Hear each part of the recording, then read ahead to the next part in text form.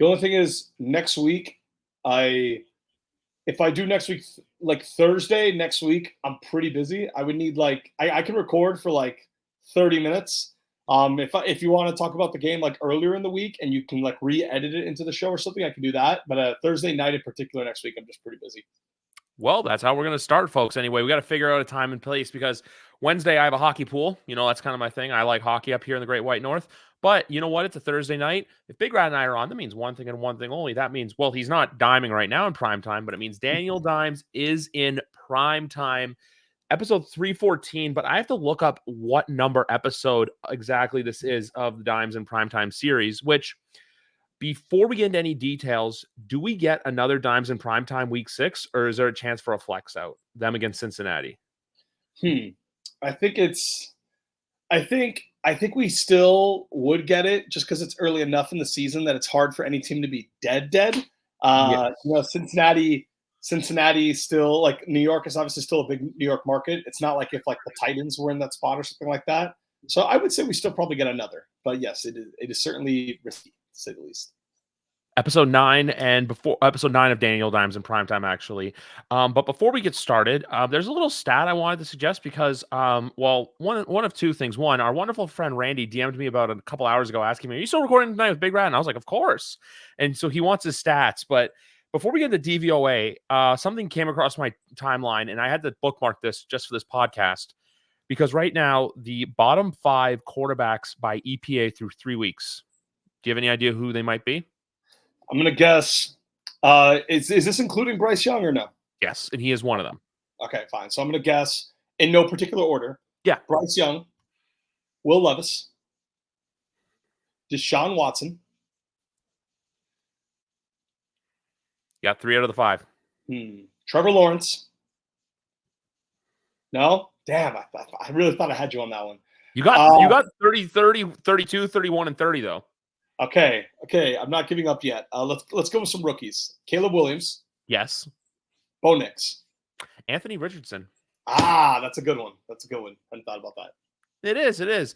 And while the game's on commercial right now, we're going to get started. I think that's a great way to go into this. We're going to segue. This is a very tricky game, Indianapolis versus Pittsburgh, just because I feel like when these two teams play, from a historic standpoint, they've had a few classic playoff games and a classic late season games. But honestly, I was telling Danny this last week. The Anthony Richardson experience is one of those that, like, I would gladly experience from afar. I compared it to those like rides that they build at the state fair where it's like, I don't necessarily want to go on you, but like, I'll watch you from afar. You go have fun, where it's like, you do your thing. I'm just going to stay back. I'm going to be cool. That's how I view Anthony Richardson because it's such a high risk, high reward kind of player. Meanwhile, with Pittsburgh, we're starting to learn that, look, whatever happens at quarterback happens. The Russell Wilson PR machine, if that gets going, if he wants to trade out, which I'm going to say this right now, and because Mike Florio has been hammering this all week, if they trade him, Justin Fields is going to get hurt the very next game. That's just how the football gods work. But I don't even want to say Justin Fields is playing well. I think it's just with the right coaching, it's good, And then with Anthony Richardson, I don't know what to think, man. Our guy, Michael Pittman Jr., he got his bag this offseason, but he's had a disappointing first 3 games.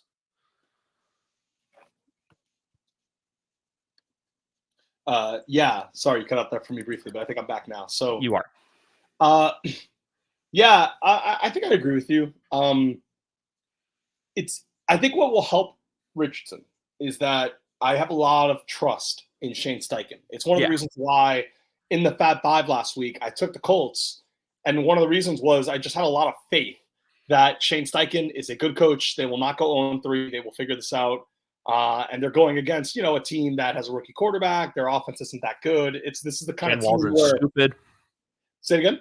Shane Waldron running stupid plays on 4th and goal. Of course. I think the exact thing I told my friend was Richardson can throw a pick, and you can afford that against the Bears. Yeah. Whereas against Green Bay, you can't afford that. So I have a lot of faith in Steichen. So my Shane Steichen, because especially fans to me for a long time on this show, I think Jalen Hurts is very overrated. He's always been overrated. And I think Shane Steichen made everyone think he's better than he was. To the point that Danny actually DM'd me after the Falcons game and said, look, you need to stop calling me out about Jalen Hurts. I know he sucks. And I was like, no. You were talking so much shit for years. And he goes, okay. But I understand it now. I get it. Like, please stop doing it. So I'm of the opinion everyone falsely thought Jalen Hurts was good. One, because that roster was loaded. Elite offensive line, elite receivers. Yep. Dallas Goedert just had 170 receiving yards in a game the other day. Like, could not have been helped anymore. But on top of that, he also had a great coordinator in Shane Steichen. So I just have a lot of faith in Steichen. And I would bet whatever the best case scenario of this ride is going to be, I can trust Shane Steichen to figure that out. Like you said, I would not want this on the Dolphins. I would not want to like experience this because with a lot of bad organizations, it's very easy to see how he fails and how the fans are constantly making excuses for him. And I'm just having a lot of faith that he's got Shane Steichen as his head coach. He won't bomb with Shane Steichen. Shane Steichen will figure it out. So for that reason, I'm willing to be a little more optimistic, but I at least as a fan, am happy that now we as a community are not giving him the passes that we don't give these other young quarterbacks. Like it was driving crazy, like Yahoo, The Ringer, ESPN, when they rank like the top quarterbacks. And Anthony Richardson was rated crazy high before the season started because of the tools and the upside. And I'm like, this is bullshit because Will Levis has a big arm. Will Levis has an occasional great throw every game. But he does a dumbass play every game. Yes, and we don't give him that same benefit of the doubt that Anthony Richardson's always getting. And so I got frustrated. And as we just talked about, like EPA per play wise, they're not that different. Like even though it seems like Levis is like costing his game so much more, EPA per play wise, they're having a similar impact on the field. So I'm at least happy that now he's starting to get some accountability. Like, okay. Like all you people that said he was like a top 15 quarterback, like shut up, let him prove it first. For now, we can view him as a bad quarterback with upside. Yep. And then we'll see how it happens. We'll see how it plays out. Yeah, my big thing with the Colts right now is just this whole dynamic of like, look, you got to spread the ball around, you got to make it work. Jonathan Taylor's getting better. I don't know if he's ever going to be back to like what we've seen from him for 2020 and 2021, just because of like running backs over the course of time. But the way this offense can work in Indy, it's very high risk, high reward. Also, I want to make a side note for the game going on right now. I took Dallas -5.5. I think this is a perfect bounce. There's a lot of get right games this week. This is one, I think, for the Dallas Cowboys. And this game too, I don't want to say it's a get right game, but I think it's a disappointing game for the Colts because guess what they have next week? They have the Dallas Cowboys on Sunday Night Football. So I'm not saying a look ahead because if the Pittsburgh Steelers are doing look aheads, you're not in a position to be doing that. I think only like the elite teams can get away with the look ahead to next week, kind of like what happened to Cincinnati week one. I like to humbly brag about that. My thing with the Colts though is that when I look at this game right here, I'm not saying that they lost last week because of Bears stupidity. Let's be honest. They lost because for some reason they're going to want to go out. It wasn't a go route. It was an outside run with DeAndre Swift on 4th and goal, which if you add the numbers up, the Bears win that game. But in all honesty, Pittsburgh's due for a loss eventually because we've seen it that like last week against LA, it took Justin Herbert getting hurt and Justin Fields hitting Calvin Austin for a 60 plus. I don't know the exact yards, but I think it was over 60 yards for a big play like that. And I don't know what the Colts defense is capable of, but if you look at their game against Houston, sure, Houston beat them, but it was really tough for the Texans. And the Texans, up until last week, CJ Stroud is showing the world, hey, he is who he is.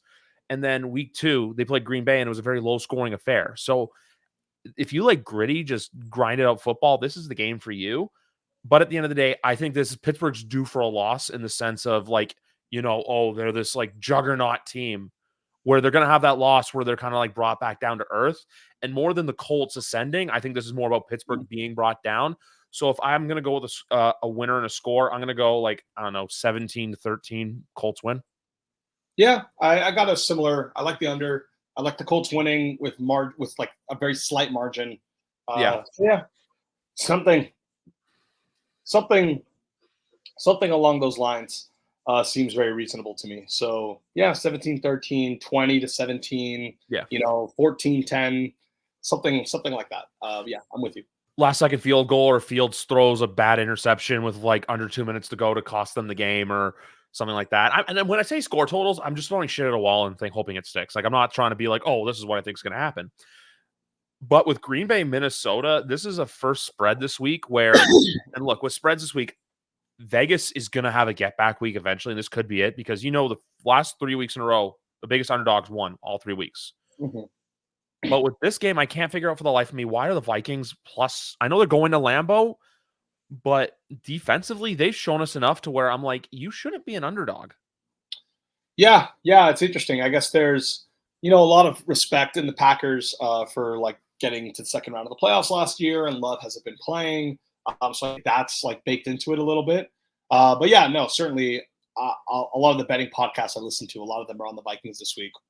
I personally, I don't have like too strong of a feel. Like either way, it's going to be a close division game. I can see it going in either direction. But yeah, I mean, if you want to be on the Vikings, I think that would make sense to me. No doubt about it. So it's +3, excuse me, but like I just look at that line, and it's not like I'm thinking the Vikings are going to win, but I look at that line where I'm like, something doesn't look right. You know the old Sesame Street additive. One of these things isn't like the other. It's kind of like that with sports gambling, where it's like I always say this with gambling, no matter if it's the NFL, CFL. If a line looks fishy to you, go in the opposite direction, and that's what I view for this.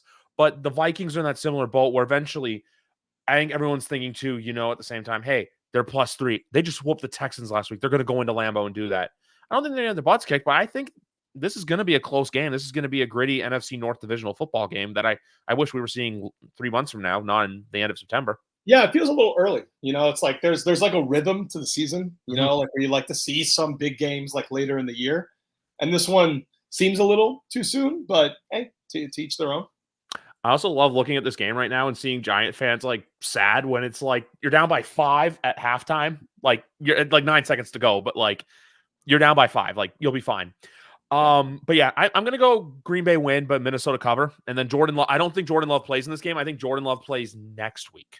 Okay, that's reasonable. Yeah, and then Houston, Jacksonville. More than anything, what the hell's going on with the Jags? Like I look at them and I'm like, they literally, because like week 1, you saw it up close. I don't know if you were at the game or not. We haven't spoken in a while, but Javon Holland, he punches that ball out. This team, I don't know if they're 3-0 or 2-1, but the fact that like they lost that game the way they did, then week 2 they just have stupid shenanigans, and then this week, I'm sorry, but you let Josh Allen basically walk all over you for 60 minutes. Yeah, no, it was embarrassing. And they it's the is kind Trevor of Lawrence a country club? Is Trevor Lawrence a country club quarterback? What do you mean by that? Like he's on the all look and no substance? No, like he kind of got everything handed to him. He didn't have to work to get where he's at and all that. Like how like you see Baker Mayfield plays with a chip on his shoulder and that like aggressiveness, and like no one believed in me, even though I was a first overall pick and won the Heisman. But with Trevor, I was unreal in high school. I was unreal in Clemson, winning a national championship and going to 2. And then ever since he's gone to the NFL, it's just everyone's waiting for him to break the mold. And now, too, especially since he got paid, since Shad Khan came out and said, we want to win. This is the best team we've assembled. We want to win. And then now it's the complete opposite. That's what I mean by country club quarterback. I don't mean the whole pomp and stance. I mean the more, does he have that like, oh, it's just going to come. It's just going to happen. Yeah, it's hard to say. It's hard for me to psychoanalyze him like that because, like, at least like on the field, he seems to try to do too much. Like, I don't think he's being laissez-faire. I think he's trying to do a lot that he shouldn't have to do. That throw that got picked off was obviously horrible against the Bills, but just watching him in that Dolphins game and, from what I saw of their game the week after against the Browns, it just seems like he's pressing. It seems like he's trying to do a lot. And is that fixable? I mean, maybe not this season. Maybe there's a middle ground where he plays better, but not better enough to like overcome the circumstances. But in 2022, he objectively had a good year, not just because they made the playoffs and they won a playoff game. Like that's the obvious stuff that stands out, but he had like 27 touchdowns, 8 interceptions. He played every game. They won a playoff game. Like that's part of his story too. It's not like this year and the last 5 games of last year. Well, that's the most recent data. That's not the only data. Yeah. So I'll defer the question on country club quarterback till I have more evidence. But obviously, this is a very discouraging spot if they play bad again because if they play that again, it kind of tells me they don't really care about fighting for Doug Peterson's job. Like, it's very clear that if they lose this game, not saying he'll get fired immediately, but once you're 0-4 before they go to Europe. Yeah, before you go to Europe for 2 weeks, nonetheless. I just think it gets into very dangerous territory. And this is a division game. This is a team they know well. This should be a great effort on their end. And if it's not, if they just get smoked again, then it really makes you wonder that it's probably going to be a lost year. Peterson's probably going to be fired, and we'll probably try again next year with Trevor, with a new offensive coach, with a new system, and we'll see how it goes. But yeah, like I would say this week is like their judgment day. It's like, how hard are you going to fight? How well are you going to play? And then if they get smoked again, then we can tear them down next week. But if they win, or if they like put up a really good fight, then maybe there's still something there, and they're just not ready to have their season begin yet, so to speak. So say if they go out there and they lose like 24-21, and it's like a last second Kaimi Fairbairn field goal, it's one thing. But even if you lose like 21-14 again, if it's less than 7 points, I think is the margin of error. I think for them, you have to cover the spread. Yeah. You have to. But then you look at two sides of the coin with this, where it's like, I feel like there's a lot of people thinking where it's like, we don't know what to think of Jacksonville, Houston bounce back. But the more I think about this, the more I want to lean Jags, just because there's that same thing we saw with Carolina last week, where it was, no one believes in them. Obviously, there's no quarterback change, but no one believes in them. They're coming off two terrible losses in their cases, Cleveland and Buffalo, but with Carolina it was New Orleans and LA. And hey, they're on the road, they're not in Jacksonville, so there's that like bit of, hey, we're getting away from home, we're going to see what happens. But then there's that other side of the world where CJ Stroud just goes out there and plays well. The biggest concern for me for this game for Houston, honestly, is the fact that Nico Collins was limited in practice. So we'll see where that carries and where that goes to. But knowing my judgment, I'm going to go with this. I'm going to say Houston wins, but the Jags cover the 6. Yeah, and I've been a little disappointed by Houston. I think we expected better than this. They were way too hyped up. They were way too hyped. Yes, and like we talked about it on the previous show, that it could be like too much too soon. Yeah. Because they barely beat the Colts, they barely beat the Bears, and then they got smoked last week. Like I thought the Vikings would win, even though they were underdogs. But I did not expect 34-7. Like that was just like they played as bad as the Giants offense did against that team. Like identical. Like the Giants only scored 6 points. The Texans scored 7 points. The Giants were at home, so I understand how that's like, I guess, optically a little worse. But for a team with this much talent, with what people were saying, Stroud can win MVP, Nico Collins, Tank Dell, and Stephon Diggs is the best trio of receivers in the NFL. For all that hype, they've been kind of mediocre on offense the whole year, like to start the season.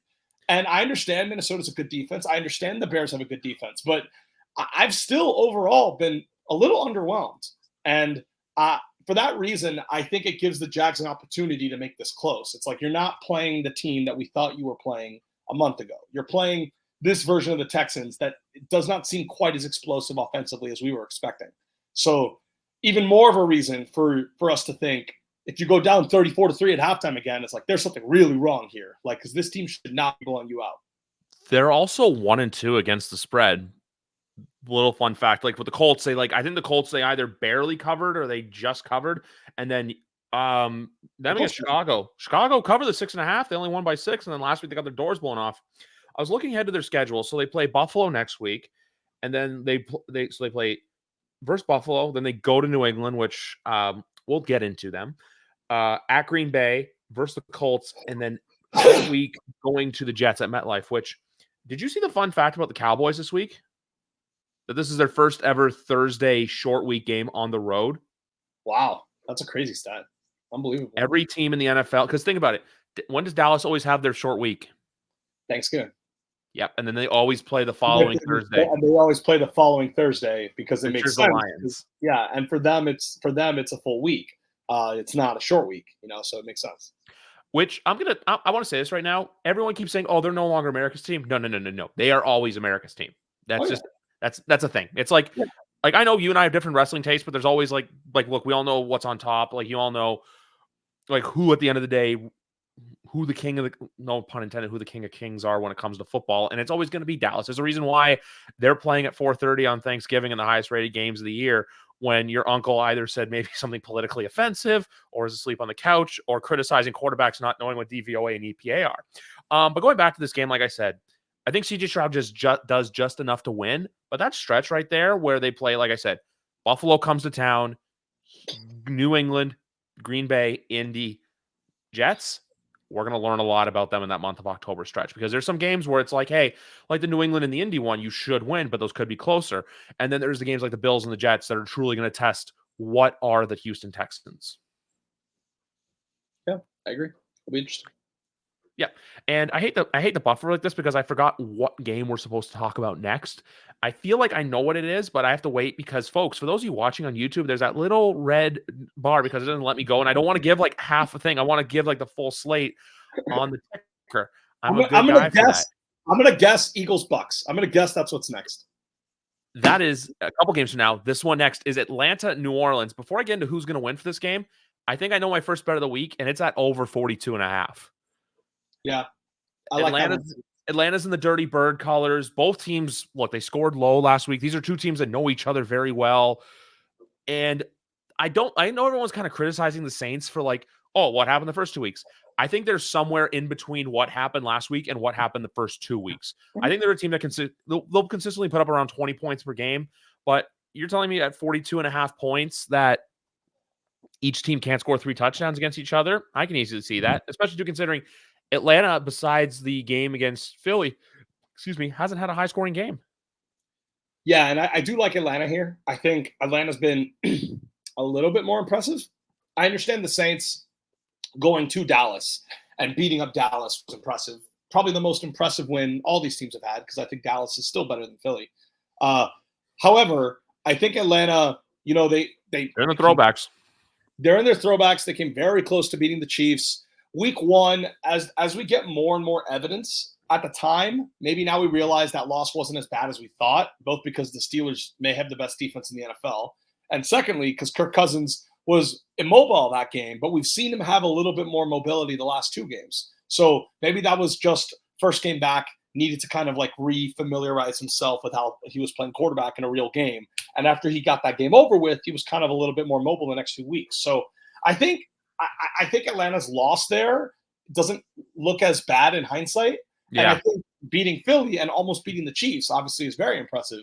Whereas the Saints lost to Philly, that same Philly team that the Falcons beat, and the Saints lost at home. The Falcons won on the road. And furthermore, the Saints, the way they did the first 2 weeks, like you said, it's hard to see that sustaining, especially because Cynthia Freeland from NFL Network. And it's not the Big 12. Yeah, it's not like she broke it down like in her model. A lot of what they were doing was very simple. It was like 50% play action, like the same outside zone running plays, like 1 or 2 like deep ball patterns over the middle of the field. Like based on what her model was accounting for when it tries to analyze each play by play type, she thinks they were only running like 4 or 5 really unique plays. Like they were just doing them over and over and over again. And the Cowboys were so inept defensively that they just let it happen consistently. And the Panthers obviously are a completely different team now that they benched Bryce Young. So she suspects that there was a newness to it. It was like a whoa. We had tape of the Saints offense with Pete Carmichael as the OC. They didn't have any tape of Clint Kubiak as the OC. Clint Kubiak comes, no tape, and now they do. Now they do have tape, and obviously they looked a lot worse last week on offense. I agree. They won't look that bad every week, but there is part of me that kind of, my spidey senses are kind of telling me there was a newness factor that gave them that advantage the first 2 weeks that is no longer there. And while they'll still be productive, they won't be special offensively. And for that reason, I think these are both similar ranked teams. One team's at home playing in the throwbacks. They need to win more. One team's 1-2, the other's 2-1. I lean the Falcons here. I'm glad I no longer live with my parents because I'm leaning Atlanta too at this game just because of I trust them to not run a stretch run on 4th and short to win the game again. I trust them not to do that. Yeah. I think Bijan Robinson too. Look, put the Arthur Smith jokes aside, I think he's finally having his coming out party where he's displaying himself as one of the top running backs in the league. I think he's doing that. I think Drake London's emerging as a top wide receiver. And I'm not here to say Drake London's this like crazily talented wide receiver, but He's a very consistent wide receiver who I told you to draft for fantasy, by the way. Got him in a couple leagues. And then Kyle Pitts is just just need to give up on him as being a really good tight end, where it's just like you do it yourself. But one addition I really like from him too has been Darnell Mooney. I think he's carving himself out a nice role. He was kind of left in the shadow with the Bears to where he's with Atlanta now. One other thing with Atlanta too is I think they have a very underrated offensive line. Yeah, but the counter, unfortunately, for that is that they did have those injuries in that game. Yeah. With Drew Dahlman going down and McGarry going down. So that's definitely something to monitor. But yes, I agree. When everyone's healthy, the Eagles couldn't lay a hand on Kirk Cousins like at all. So yeah. And defensively too, they have some names on there like Jesse Bates, Lorenzo Alexander, and obviously my guy Matthew Judon. But there's nothing to where they don't have like a signature guy on that line. Like I know they have Grady Jarrett, but there's not that guy that's like, wow, you look at them. But ultimately with this game, look, it's in Atlanta. They're wearing the throwbacks. I'll say this. I think Atlanta wins this game, but then they lose to the Bucs next Thursday night. Where they have that quick turnaround to where it's like, oh, hey, Atlanta's back. Look at them. And then they have the stinker in primetime because that's what Kirk does best. And that's pretty tough to have back-to-back home division games like that. One of them on a short week. Like that's asking a lot. Wait, is the game in Atlanta? I thought it was in Tampa. I thought it was in Atlanta. It is. My apologies. It's in Atlanta. But yeah, it is. That is like kind of weird. It's like back-to-back home division games that are only like 4 days apart. Like that's asking a lot because the team needs both of those games. It's not like you can pick one or the other. So yeah, that's a tough one for the Falcons. I can see New Orleans potentially covering the 2.5, though. I can see this being like a 26-24 football game. Yeah, especially these days with like missed extra points and teams going for 2. 2.5 like doesn't mean the same as it once did because games decided by 2. Like Colts Texans was decided by only 2 points. Falcons Eagles was decided by only 1 point. Like that 2 to 1 point difference matters. Bears Rams, and I almost want to go Bears because I feel like they need this more. I know both teams are 1-2. I know because right now, look, it's Bears fans are just lost. But here's the thing though, like where it's Shane Waldron, like they want Shane Waldron fired already. He's 3 games in. I saw a video of a Bears fan on TikTok literally already calling for his head. I do think Eberflus is gone after this year. I honestly do. I think it'll be a new coaching staff in 2025 in Chicago, as she loves to do this during the podcast, but my cat has made an appearance right over there. But I lean Bears because they're back at home, and I just think they need the game more. I know the Rams are still a good team, but the Bears are healthier, and the Bears need the win. Yeah, I agree with you. And I'm not so convinced that the Rams can just keep doing this without Puka Nacua and Cooper Kupp. Like what they did last week was like really cool. The elite really corners of Chicago.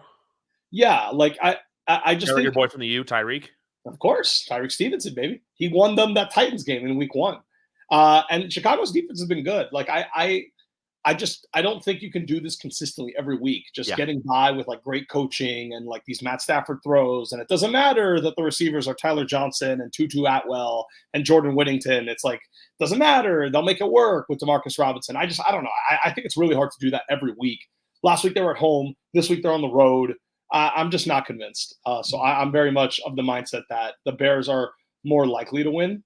I haven't decided if I'm going to put them in the Fab 5 yet. But if I was going to bet that game, I would pick Chicago for the same reasons you talked about. So yeah, like I'm not going to bet this game, but I do think I think they win, but I think they win a gross game. I think they win like a, same sort of thing as Pittsburgh Indy, where it's just I think the Chicago defense clamps down enough, or actually they bear down enough on the Rams to get the win.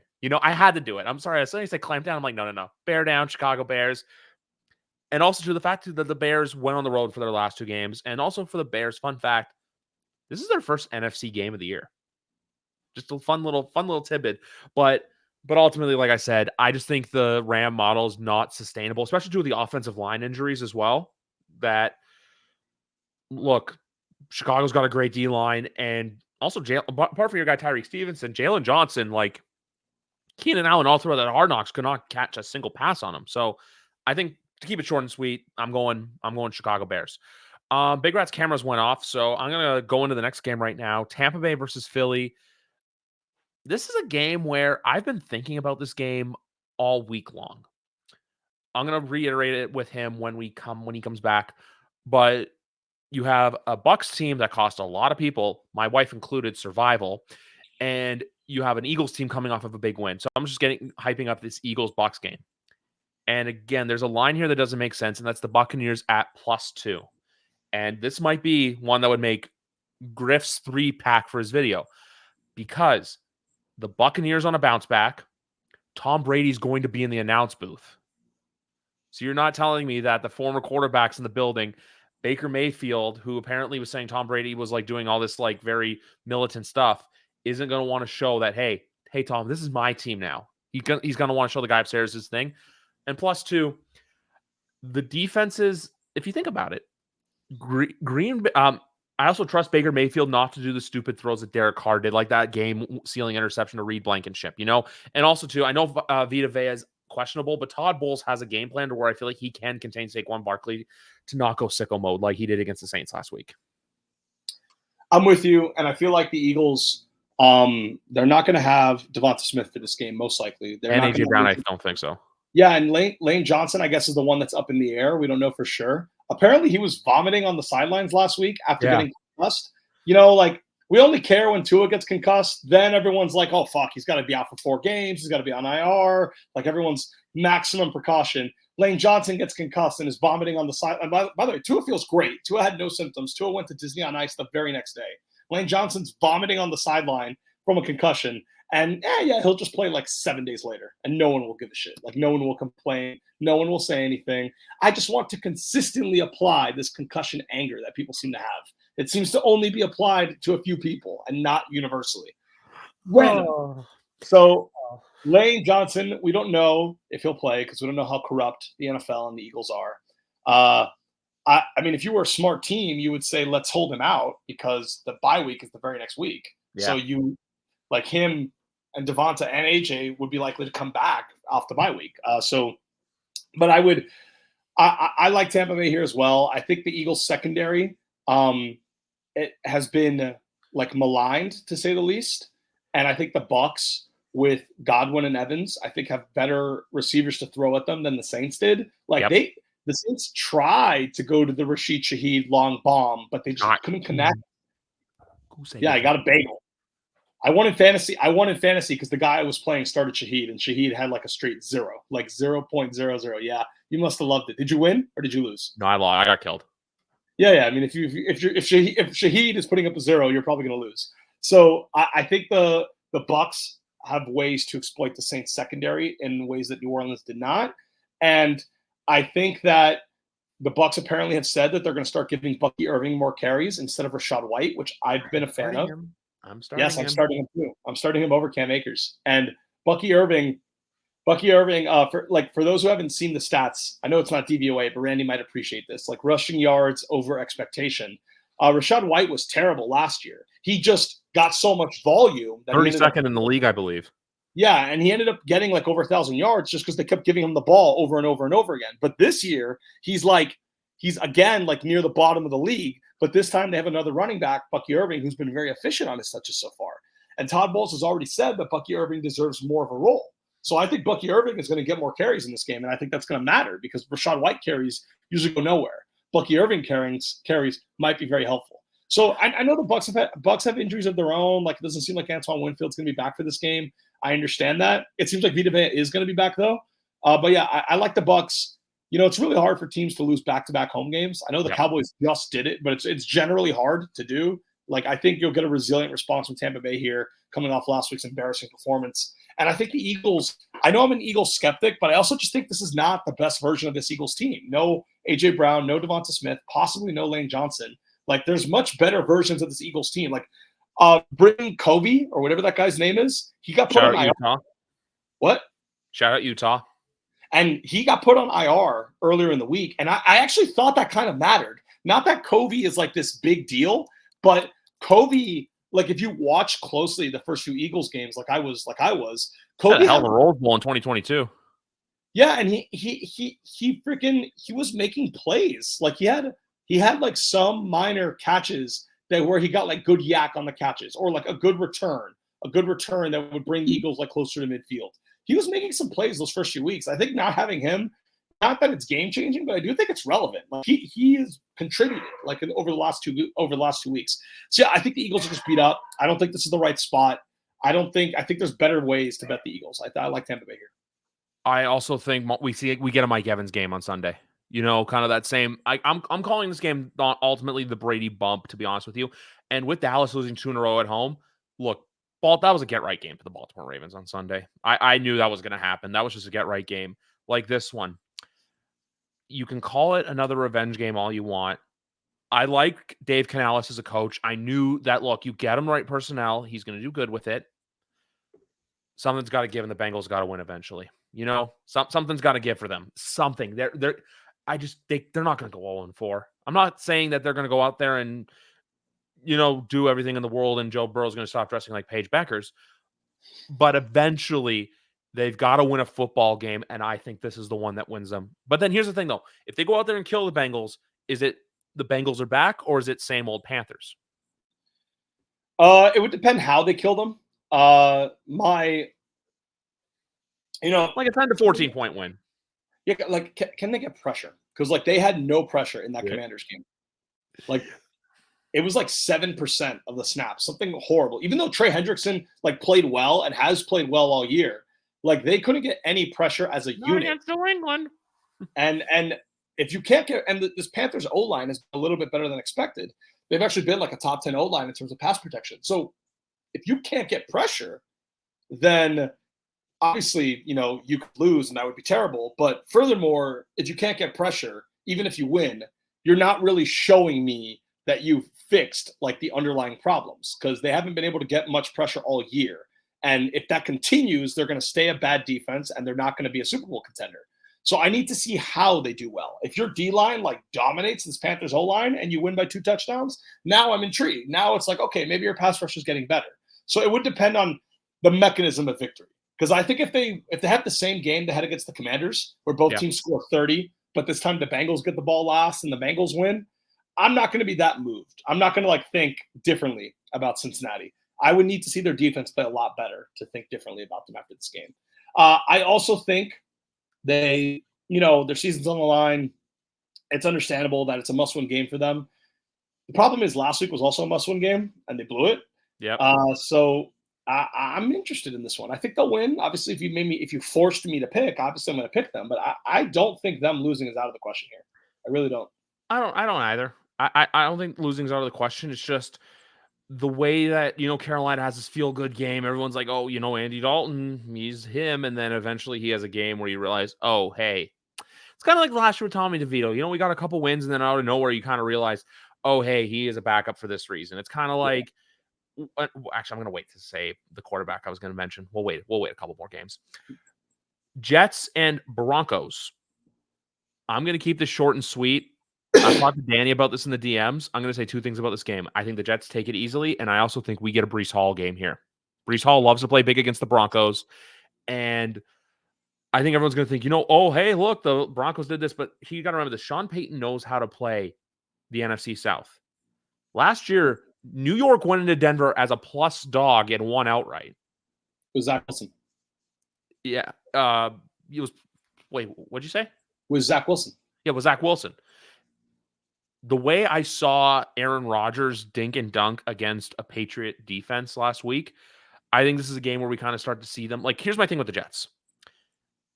I think against those lower tier mediocre teams, you're going to see them perform well. I need to see the Jets do it against a Buffalo. I need to see them do it against a Houston. I need to see them do it against a top tier team in the NFL. Like, the teams that people everyone's crowning as like, hey, the upper echelon. Like next week when they go to London against Minnesota, I want to see how they handle that Brian Flores defense. So this is the kind of game where I'm like, you know what? They win. They go to 3-1. Jets fans have their chests puffed out, and then we see how they do going forward. As I don't know why they're showing a graphic of Patrick Mahomes being 30-5 against the AFC West, but we will talk. Dak Prescott 32-8 against the NFC East. Jesus Christ. I knew he's like 12-2 again. He's also 2-5 in the post. Jesus Christ. Yeah, because what's his name? When the Eagles made the Super Bowl a few years ago, Dak didn't play in that first game against the Eagles in the regular season. It was what's his name? Cooper Rush that played in that game instead. Yes. Yeah. Similar. So that's how it usually is. Usually in 2020 when the Cowboys lost to a few division opponents, that was when Dak was out for the year with the ankle injury. It's like whenever the Cowboys lose, Like, because you see that stat and you're like, why doesn't this team win the division every single year under Dak? And it's because there are times where he just misses games, and that's why they lose those NFC East games.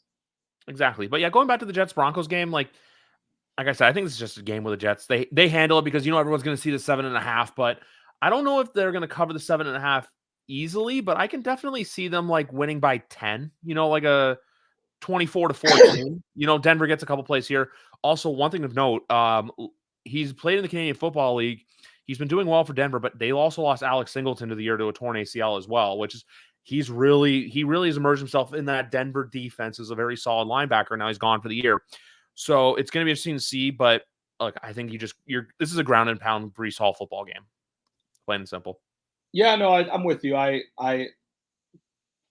almost have nothing to say because I'm going to repeat a lot of the stuff you said. I'm with Danny on this. I think the Jets, the way Sean Payton disrespected Nathaniel Hackett last year, I don't think that's just forgotten a year later, even though they already beat them, even though they already got their revenge. I think that still matters. I think all the guys in that locker room and Nathaniel Hackett himself still think about it. So I definitely think that's a factor. What really prevents me from because obviously this year, crazy stat for everyone. If you're a dog of more than 7 points this year, the first 3 weeks, you are 4-0 against the spread. You are 4-0 straight up. Here were the 4 teams. Your Patriots in week 1 as big dogs. The Raiders in week 2 against the Ravens. They were plus 8.5. The Rams were 7.5 against San Francisco a few days ago. And then lastly, the Commanders on Monday Night Football were plus 8 against the Bengals. So those 4 teams had been 4-0 against the spread and 4-0 straight up. That's a crazy, crazy stat. Now, as I'm sure if Danny were here, what he would probably say is, okay, well, that means they're probably about to be 4-1 because they're not going to be undefeated all year long. And yes, that is true. And the reason that prevents me from riding the big underdog, because they've been free money all year, is because Bo Nix against the Robert Saleh defense, I just struggle to see how he plays like really, really well in this game. I think as well, Tampa kind of disrespected it, calling it a college offense, which I don't think you ever do. Don't like, the Broncos run a college offense. And here's the other thing too. This just seems like a good game for the Jets to kind of show the game where the Mike Greenbergs of the world are like, oh my God, we're going to the Super Bowl. The Jets are going to go all the way. As we move to the 4:05 window, I'm going to try to speed round this to get you out of here as quick as we can. But Washington versus at Arizona, a former NFC East matchup, by the way, until 2002. I'm going to say this quickly. I really like the fact that the Commanders finally have a quarterback. They finally seem like they have their guy. I'm not going to be on here saying, Jaden Daniels is going to be this like multi-Super Bowl winner, but it's someone that Commanders fans finally have that they can kind of like resonate with and know that the franchise is in good hands for the next few years. With that being said, I look at a game like this where Arizona is a -3.5. I don't know how to view that. Also, I'm going to say this right now. I'm not going to bet this, but that over under of 50.5, I would lean under because like last week with Detroit, Arizona, I feel like everyone thought this game's going to be fireworks. Both teams are going to do this. And then they score around 40 something points. So I can see something very similar in this game. Yeah, I'm with you. I was happy too, like more than I expected. I really thought about it. It's like, why am I so happy that the Commanders have a franchise quarterback? I'm not a Commanders fan. What do I care? And I think I realized it brings me more joy. Dealing with shitty ownership, et cetera, et cetera. Yeah, and like a franchise that hasn't had one in so long, it like makes you feel happy that Doug Williams. Yeah, like that, or I guess RG3, but that was just for a year. But you know my general point. Yes, like it makes you happy to be like, oh, this is different as an NFL fan. We never get to see, the Commanders like with an elite quarterback. Yeah. And it was, oh my God. I don't mean to spoil it for you, but Brandon Aubrey just made another 60-yard field goal. And like it was nothing. Like this dude is incredible. He's the greatest kicker of all time. He's got like 2 60-yard makes this year. It's unbelievable. Oh, I'll get in a second. My feet's just a little bit behind, but yeah. So what I was trying to say was it makes me happy when you see a fan base that doesn't have a quarterback in a long time. Like when Stroud emerged for Houston last year, And I'm a big Stroud fan, loved him in college, like thought he was underrated at Ohio State because people forget there was some criticism of him early on in his Ohio State career because Quinn Ewers committed to Ohio State. And there were a lot of people who thought that Quinn Ewers should have taken over the job. And I love, so I'm a big Stroud guy, always will be. But when the Texans get a franchise quarterback, it's like, man, you guys just had like the good version of Deshaun Watson, not the version that exists now. You guys just had this like a few years ago. Like your franchise has won playoff games like this decade. Like I don't feel that happy for you that you get to experience this. Whereas the Commanders, it's like, this is really cool. It makes me happy that you get to get this because these other franchises don't get to have this. So yes, I'm happy for them, but I'm with you. I think the Cardinals bounce back. The Cardinals, I think, have been impressive. Like their only 2 losses are to the Lions and Bills. They're my sleeper this year. I've said that from the beginning. They're my sleeper. Yeah, same here. I took their win total over 6.5, and despite being 1-2, I'm feeling pretty good about that. I think they're going to get to 7 wins at least. So yeah, I like the Cardinals here. I feel like the Cardinals this year are going to be what the Lions were 2 years ago. Where it's like next year, everyone's like, "Hey, next year, watch for Arizona," because with the NFC West, the Rams are kind of going down. Seattle, we'll talk about, they're kind of going up, and then the next team, San Francisco. Look, I don't know what to think of them right now. They're playing New England this week. Part of me is terrified for this game, but I get into this angle because San Francisco, this is a true all or nothing year. You have your top running back, Madden cover athlete, going to Munich for treatment. You can probably, as a medical doctor, you can learn more, like delve a little bit more into that. But from a Patriot perspective, like, look, week 1 was great, but last week it was more of a Dennis Green moment. They are who we thought they were. Like, I was pissed off because I was more or less pissed off because, look, when you're getting your ass kicked on national television, it is not fun in the NFL. Because if it happens at 1 o'clock, you can kind of push to the side. It is what it is. It's the fact that it was 8:15. It was prime. It was the Jets home opener. Everyone's on Aaron Rodgers, this and that. Also, I'll say this too, for everyone saying Christian Gonzalez has played this year, his only touchdown allowed in his career so far was a rope 1 in a million. Like, only a certain amount of quarterbacks are making that throw touchdown to Garrett Wilson. That was either getting a touchdown catch or that was getting picked off, either or. And Christian Gonzalez lost the beat, so I'm okay with it. But for a game like this, for as much as I want to say this, I think San Francisco gets right, but I'll say this. Niners win, Patriots cover the 10.5. I think it's like a 7 to 10 point game. I think this is a game where the Patriots defense really clamps down. But here's the thing, though. They've lost Christian Barmore. We don't know when he's back, obviously, out with the blood clot situation. Juwan Bentley, done for the year with a torn pec. Offensively with this team, look, they have their bumps and bruises, but it's all about the future. But for a game like this, honestly, if the Niners hadn't lost the way they had to the Rams, I'd be a little bit more comfortable. But I think this game goes 1 of 2 ways. I think the Patriots either pull out a miraculous win or they get their asses kicked. I don't think there's like a less than 7 point victory. I think it'd be a 7 to 10 point victory as best case scenario worst case scenario of a loss to the Patriots. As I just saw the Post Malone footage taking a photo with Brandon Aubrey before the game. Yeah, Brandon Aubrey, just a random and look, it's not that off topic because our gimmick is that we're watching the Giants game at the same time. So I think certain Giants game commentary here and there, I think is part of the show. Brandon Aubrey, I want to quote it exactly. My friend sent it to our fantasy football group chat. For those that have been frustrated in fantasy football this year, Brandon Aubrey, according to standard scoring, in terms of fantasy points, he would be the number 4th ranked wide receiver in all of fantasy football. Yes. He would be the number 6 running back. He would be the 16th quarterback, and he would be the number 1 tight end in fantasy football. So, lesson, all you out there that are saying, like all me and everyone else, draft your kicker in the last round, draft your kicker in the last round. I think we have to adjust to new information and understand that Brandon Aubrey might actually be worth like a mid-round pick if he's going to have this much of an advantage over every other kicker. So just something we got to think about. That's all I wanted to make clear. But yes, like getting back on topic for the Patriots game. Yeah, I mean, obviously I'm just expecting San Fran bounce back, just expecting San Fran to, like, especially after losing last week. They're 1-2. Good Lord, San Francisco can't lose again. Do you want to put Drake May in? Not because Jacoby has done anything wrong, just seeing once the Jets, like you said, Dennis Green moment, you are who you thought they were. And trust me, I lost on Thursday Night Football the week prior. I was actually at the game too, which made it even worse. Like dealing, you get home, you read all the commentary about the game, you have to sit on the game all of Friday because that's all Twitter's talking about, especially a game like that between two high-profile teams with a very newsworthy concussion, like just makes it fucking worse. So I get it. Like being exposed, it sucks. But it's not because Jacoby's done anything wrong. Just understanding the trajectory of where the season is heading. Understanding that Gerard Mayo said that 30% of the practice reps are going to Drake May for his own growth and development. It just kind of seems like the only thing that matters is his growth.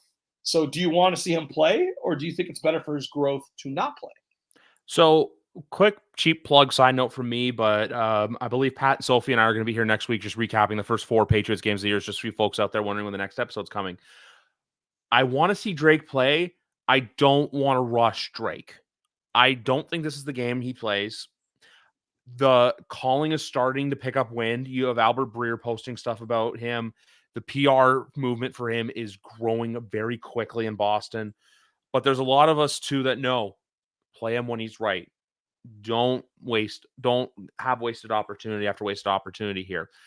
I think next week against Miami, which obviously now is a completely different game with the quarterback situation at hand, probably going to be Snoop Huntley under center for them. Monday night, we'll talk about that in a bit. If he doesn't get hurt, all the Dolphins can't go a full game without a backup quarterback getting hurt. So I only say that just because, like, look, obviously it's a much different game when Tua is under center to win any other under center. I'll give you my take on Tua in a bit. But with this, I think, because here's my thing. I think you either start him if you want to, the Miami game, or the Texans game week 6, just because week 7, Jacksonville and London. I don't want to see his first start be in London in a situation where, look, I know it's 9:30 in the morning. We're sickos. I'm going to watch every single London game. I'm going to watch the Panthers and Giants from Germany. Why? Because I love football. We can wake up and do a Danny Dimes in Munich if we really wanted to. But with this situation, I want it to be when it's right. I don't want to do it just for, like, you know how I said earlier with the Anthony Richardson experience again, like you play him because you want to enjoy it from afar.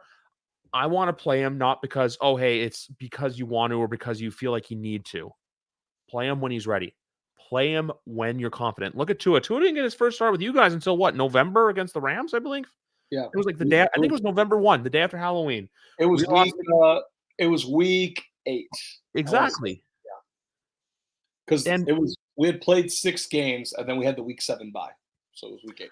So the Patriots are in a bit of a weird predicament. They can't do because their bye is not till week 14. So that's their whole thing.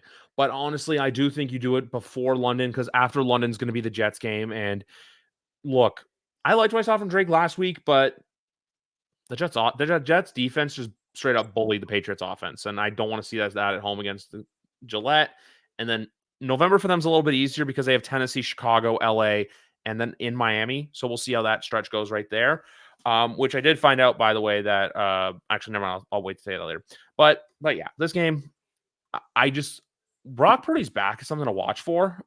But at the same time, too, I think this is, and it looks like Kittle and Debo are going to play in this game. So this just screams to me San Francisco get right. Like, do you remember there was that game last year with them where they had the bunch of bad games in a row where it was like, I think they lost 3 in a row and then they came out in Jacksonville and they just whooped the Jags? Yeah. I could see a similar thing happening in this game as well. Even though they did lose Javon Hargrave, I still think it's like they still have enough dogs on that defense to really help them out. Yeah, and I just can't imagine anything like them not covering. To me, would be a concern. It would like raise my eyebrow. I'd be like, why are we not covering? And I understand that, as we talked about, big dogs have been eating like this year so far. But God, San Francisco just needs a really impressive bounce back performance. It is possible that they are not capable of like the super impressive version of that without Christian McCaffrey. So there is, I guess, that caveat. But if just think about it logically. They beat the shit out of the Jets. Like, why would this be a 1-score game? That's the thing too. Oh, I would love for it to be a 1-score game, because even though we're bad, I can still hold that over Danny's head that, hey, we totally didn't get our asses kicked by the San Francisco 49ers. Yeah. But that's all I gotta say with the Patriots. Look, it's like Greg said, every rodeo needs its clown. Vegas and Cleveland, I'm gonna be honest with you. I have said this from jump. I have not bought into a single thing that the Raiders have sold. I think that, look, Antonio Pierce's comments about like quietly calling out guys like Devontae Adams, who we know is probably on his way out of Vegas, I don't agree with. I still think that if Max Crosby hadn't done that little like, oh, I'm not going to show up if you don't sign AP or I'm going to want out, I think there's more smoke to that fire than we want to believe. Do you remember those comments from back in the right there where he was like, oh, I want out? I think Antonio Pierce is kind of like the Freddie Kitchens hire of 2018-19 where, look, Vegas is going to have another mediocre season and they're going to be kind of like, they're going to win some games to where it's like, hey, he's a good leader, keep him around. But in reality, when you want to be a serious football team, they're not going to be that. Also, too, because I said this on Twitter publicly about a few months ago, Miguel called me out on it. But bookmark it for next week. Raiders beat the Broncos, even in the Broncos throwbacks. Why? Because the Raiders own the Broncos. So I think Cleveland wins this week. Deshaun Watson plays a lot better away from Cleveland. And then we get another fantastic John Fanta rant next time they play at home. So I think Cleveland bounces back here just because, like I said, too, I buy more into the Browns with a bad quarterback than the Raiders with a bad quarterback. Yeah, I think I'm with you. This to me is one of the toughest games of the week to call. Because I'm not betting it. I'm not touching this game with a 10-foot pole for betting. Yeah, I can't. Like I thought about it for the Fab Five, but I was looking at both sides and I'm like, man, I just can't. Like I could see Cleveland winning exactly how they beat the Jags like 2 weeks ago, like a very similar game. Ugly. I could also see the Raiders winning like a 23-17 game with Deshaun Watson getting sacked like 6 times because of Max Crosby and Christian Wilkins and this Browns O-line that is in shambles. So it's just like I have a hard time like calling it for that reason. It just seems like it's truly a coin flip game. So yeah, if you want to like say, my gut tells me that Cleveland is the better team, but I mean, I think the Raiders have the better quarterback, at least as of right now. I'm not saying historically, but based on the last 3 weeks, Deshaun Watson was in that stat we talked about at the start of the show. Gardner Minshew was not. Nope. But so yeah, I think the Browns have the worst quarterback, but I think they have the better team.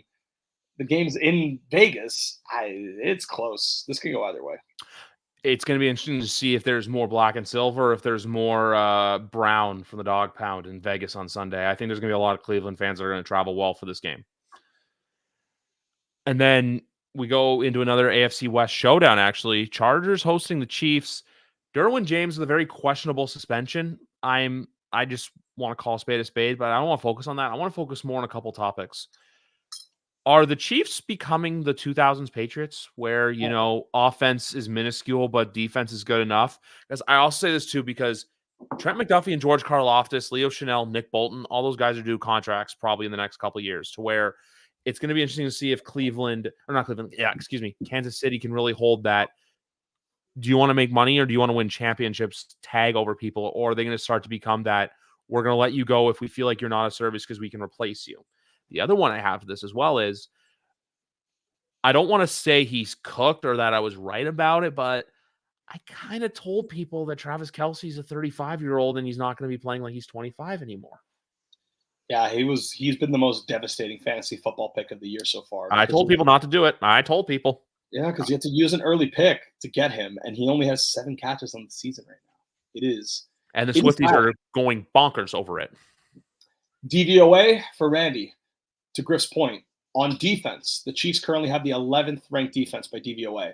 Their offense, 18th. This is a defensive first team.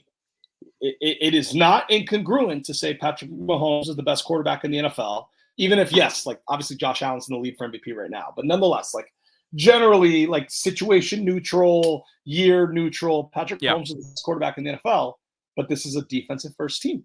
And I know that seems weird to people that like might catch them off guard, but that's just what's happening right now on a weekly basis. They have been so unimpressive as a 3-0 team. Like Buffalo and Minnesota have more convincing wins than they do. And Pittsburgh, while Pittsburgh's winning close games too, at least Pittsburgh is like largely in control for most of these games. They don't need a 4th and 16 PI to beat the Bengals. They don't need a PI not called against the Falcons and then a bad 4th down call on their end to save the game. Like they've been an average team. And you play the Chargers potentially without Herbert. It's understandable that this may just continue. Like they'll just win again because as we talked about, Mahomes owns the AFC West. But we talked about this in the previous show. Last year, there were a lot of people that were saying, oh, never count out the Chiefs. We all counted out the Chiefs and they won a Super Bowl run. And I went on this podcast and I said, by DVOA, this was still a top 5 team. I know it felt underwhelming. It felt disappointing. They were still a top 5 team, but even though they were still a top 5 team by DVOA, even though they were a better defense than they were in offense, their offense was still really good. It just wasn't what it was the prior years. And their defense was maybe the best defense in football. It was still a top 5 team by DVOA. Similarly, I don't expect them. They're 13th in overall DVOA. I don't expect that to continue the whole year. But it draws on the same point I'm trying to make, where if they are 13th going into the playoffs, it's not like last year where it's like, whoa, we buried. You said this in the preview show this year. Yes, like we made it very clear. It's like it's possible if they're worse, they're actually worse. Not like they secretly have 4 playoff wins under their belts this year. Granted, again, we have a whole season. They have time to improve. They have time to change our minds. I'm just saying, if it's like right now, this team right now is not accomplishing a 3-peat. No way. I think the Isaiah Pacheco loss is something of note. Matters. The other thing with them as well is next year, because the more I'm seeing him play bad, and I'm just like, I honestly think this is it for Travis. I think because he can walk away to where it's not like, Jason Kelce was like in tears. Like he had the whole like getting his wrists taped up for his retirement ceremony. And I think he's got his ankles taped up too. I think Travis can walk away with his head held high. He's got bigger aspirations, obviously, when you're dating the biggest star in the world. But this team next year with Patrick Mahomes without Kelce, but then here's the other thing too. No Rashee Rice potentially probably for the first half of the year, which, look, he's going to get suspended at some point. What he is dealing with off the field is not something just to ignore, even though the NFL really is shoving it under a rug right now. The other one too is Xavier Worthy's a gadget receiver. And then I know they're like saying, oh, they have Hollywood Brown. I honestly think Hollywood Brown's a one and done. I don't think we see him at all this year. Just his injury was super weird too. It was like the shoulder like joint, I think, dislodged for like it was just a really weird injury where he had to go to the hospital for. But the Chiefs, all in all, look, here's the other thing too with them. What if Steve Spagnuolo leaves after this year? What if someone says we're going to give him another shot at a head coaching gig? Because I know his first go around with the Rams was terrible, but the Rams were a disgustingly dysfunctional organization when he went there, and it wasn't his fault. Well, and especially if you're an AFC team, it would be just very valuable to do that because, one, you hurt the Chiefs, and then two, you hire someone that in theory would know how to defend against the Chiefs because of so long. So, like, especially like if you're a team in the AFC West, like let's say the Raiders fire Antonio Pierce, like we talked about earlier, the Freddie Kitchens analogy. Why not? Who else are you going to hire? Why not? It makes sense. I mean, Mark Davis is stupid enough to go hire someone else to do the whole. He could do a Jeff Saturday move for all we know. Brings in who's a former? I can't think of a former Raider off the top of my tongue. But yeah, with this game though, I'm going to say this. I think the Chiefs win. They go 4-0, but the Chiefs. I think they have a loss eventually to where everyone's going to go like, oh my God, I can't believe they lost that game. Like, I'm going to pull up their schedule quickly, but as I pull it up, I'm going to pick the Chargers to cover just because for the life of me, I can't bet a Chiefs spread. It gives me PTSD. And also too, we have a golden rule here, Big Rat. What's the golden rule with divisional spreads? Home divisional underdogs.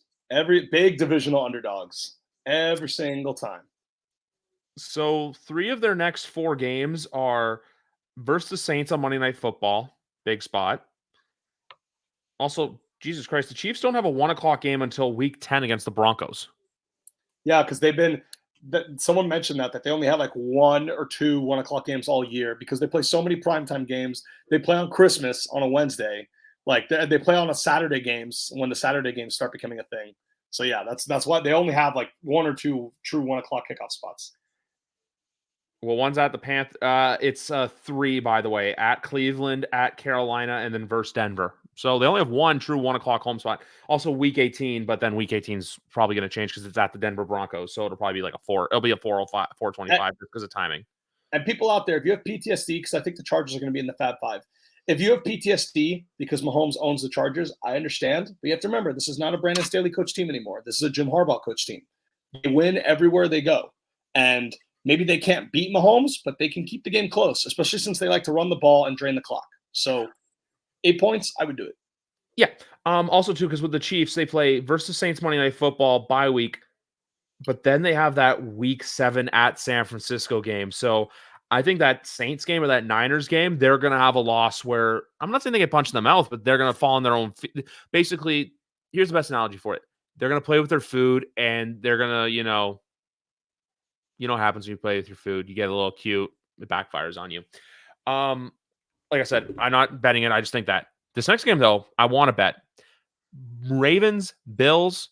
Why are the Buffalo Bills a +2 dog? I'm going to say this right now, too. I hate to admit this, but I think if they are to go for it, this is the one year they will. Because, look, everyone doubted them going to the regular season. Greg still picked it. I still picked it for the right reasons why.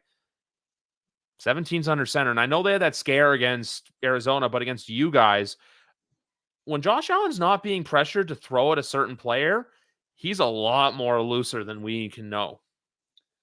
Yeah, no, I think what I underestimated, and a lot of people did as well, is this is an elite offensive line. They've been an elite offensive line all year long. And when you can't get pressure on Allen, and none of these teams have been able to so far, like you're just so screwed. Like, even though their receiving core is not that good, like Allen just doesn't have to. You don't get that boneheaded Allen interception where he gets pressured and panics and makes a terrible decision. Like, you don't really see that because no one's getting pressure on him. So I do like the Ravens in this game, though. I will say I agree with you that maybe it's not right for the spread to be this high because that doesn't respect enough what Buffalo has done. But yeah. I do think the Ravens, like, they're still 1-2. They still can't afford really to lose many more games. And I think they'll come out prepared for this spot. I think you have to attack Buffalo over the middle of the field.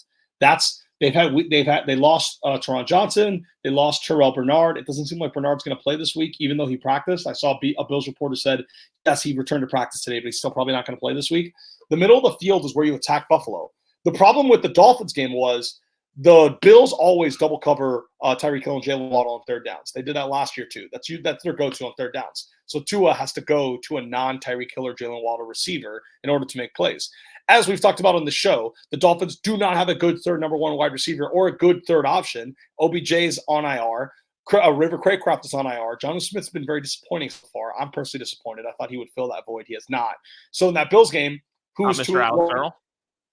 No. He's been terrible. Like, I love Braxton. Braxton's a University of Miami legend, but he's been really bad so far. He had a lot of wasted targets in the first game.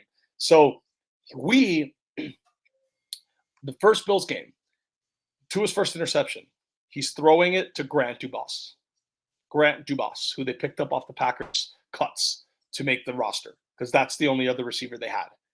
Bounces off his shoulder blade. He's not looking at Tua. Interception. The next interception, he's throwing to Robbie Chosen, who got elevated from the practice squad. He ran that route terribly. I know people like to blame Tua for that pick. That was just an awfully ran route. Awful route, and he shouldn't have been on the field. Robbie Chosen got cut after that game. That tells you all you need to know. So clearly the Dolphins thought it was his fault as well. And then, yes, the third pick, he's trying to throw the ball out of bounds. He doesn't have the arm strength to do it, and he makes a bad play and ends up throwing a pick six, which ended the game, obviously. And then he got concussed. But my point is, they didn't have reliable tertiary options to throw to over the middle of the field. The Ravens, who are their main receivers when you think about the Baltimore Ravens? You think about, sure, Mark Andrews has had a down year, I understand, but he's still a respectable tight end. He doesn't look slow to me like Travis Kelce does. His seems more opportunity related. I think he'll be fine, but we'll find out. Father Time's undefeated. Yes, of course, for old Trav. But I think Andrews, for now, still has some juice. Isaiah Likely, another tight end. They like to throw to the backs a lot. Rashad Bateman. Lamar likes to run, and then Rashad Bateman and Zay Flowers. But my point is, the Ravens involve the tight ends in their offense, whether it's Mark Andrews or Isaiah Likely. And the Dolphins don't have that at all.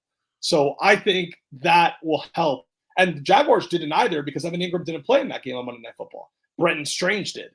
I think relying on Andrews and Likely will help Baltimore throw over the middle of the field, and I think that'll give them an edge in this game because I think the Bills are susceptible to the middle of the field. And so I think the Ravens at home in a desperate spot needing the win, that's why I think the Ravens are going to win.